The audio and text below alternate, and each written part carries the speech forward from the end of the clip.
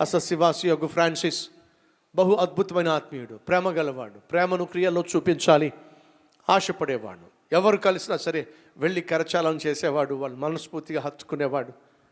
అలా హత్తుకున్న తర్వాత, అయ్యా దేవుడు నిన్ను ప్రేమిస్తున్నాడు, నువ్వు ఎవరివైనా సరే నీ జీవితాన్ని దేవుడు దీవెనకరంగా మార్చాలని, నిన్ను రక్షించాలని ఆశపడుతున్నాడు, నిన్ను ప్రేమించే దేవుడు ఉన్నాడు, ఆయనే ప్రభు అయిన యేసు అని చెప్పి క్రీస్తు ప్రేమను పంచిపెట్టేవాడు.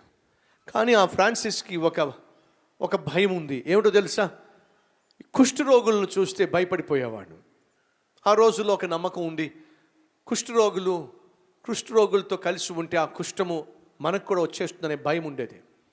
ఎవరినైనా కలిసేవాడు, షేక్ హ్యాండ్ ఇచ్చేవాడు, కానీ కుష్ఠరోగుల జోలికి వెళ్ళడానికి భయపడేవాడు. ఒకరోజు ఒక తిన్నని రోడ్డు ఉంది, చాలా పొడుగాటి రోడ్డు, అది చుట్టూ ఇల్లులేమీ లేదు, ఆ ఇల్లులేమీ లేవు. ఆ మార్గం గుండా ఫ్రాన్సిస్ గారు వెళ్తున్నప్పుడు ఎదురుగుండా ఒక వ్యక్తి వస్తూ ఉంటే, ఒక పేద వ్యక్తి వస్తూ ఉంటే, ఆ పేద వ్యక్తిని చూసి షేక్ హ్యాండ్ ఇచ్చి పలకరించాలి, మనపూర్వకంగా హత్తుకోవాలి, యేసుక్రీస్తు యొక్క ప్రేమను గూర్చిన సువార్త పంచిపెట్టాలి ఆశపడ్డాడు. దగ్గరకు వచ్చేసరికి ఫ్రాన్సిస్ అనేటటువంటి భక్తుడు షాక్ తిన్నాడు. కారణం ఏమిటంటే ఎదురుగుండా వస్తున్న వ్యక్తి ఒక కుష్ఠరోగి. ఎందుకో కుష్ఠం అంటే భయం కనుక ఆ వ్యక్తి దగ్గరికి వెళ్ళడానికి సంకోచించాడు. శరీరం అంటుంది వద్దు, వెళ్ళావంటే ఆ వ్యాధి నీకు వస్తుంది. కానీ తన హృదయం చెప్తుంది కాదు, క్రీస్తు ప్రేమను ఇలాంటి వారికి చూపించాలి, పంచాలి, వెళ్ళి షేక్ హ్యాండ్ ఇవ్వు, మనపూర్వకంగా హత్తుకో. శరీరమా లేక ఆత్మ? ఫ్రాన్సిస్ గారు ప్రతి దినము క్రీస్తు ప్రేమను చూపించాలి అనేటటువంటి సిద్ధాంతానికి లోబడినవాడు. అయ్యో కుష్ఠరోగి అని చెప్పి అతన్ని నేను విసర్జిస్తే లేక తిరస్కరిస్తే ఇక నా ప్రేమకు విలువే ఉంటుంది అని చెప్పి భయం ఉన్నప్పటికీ కూడా వెళ్ళాడు, షేక్ హ్యాండ్ ఇచ్చాడు, అతను గట్టిగా హత్తుకున్నాడు. నువ్వు కుష్ఠరోగివైనా, నీ ఆకారం చెడిపోయినా దేవుడు నిన్ను ప్రేమిస్తున్నాడయ్యా.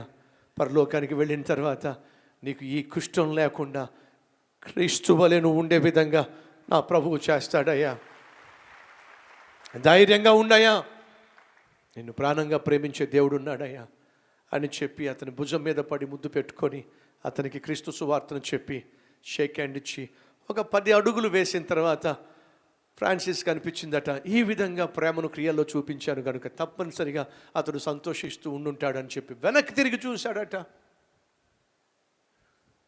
ఎవరూ కనిపించలా. 10 అడుగులు వేసి వెనక్కి తిరిగి చూస్తే ఆ దారిలో నరమాతుడు కనిపించలా. అదేమిటి, ఒకే ఒక్క దారి, అటు ఇటు వెళ్ళే అవకాశం లేదు, ఇల్లు కూడా లేవు.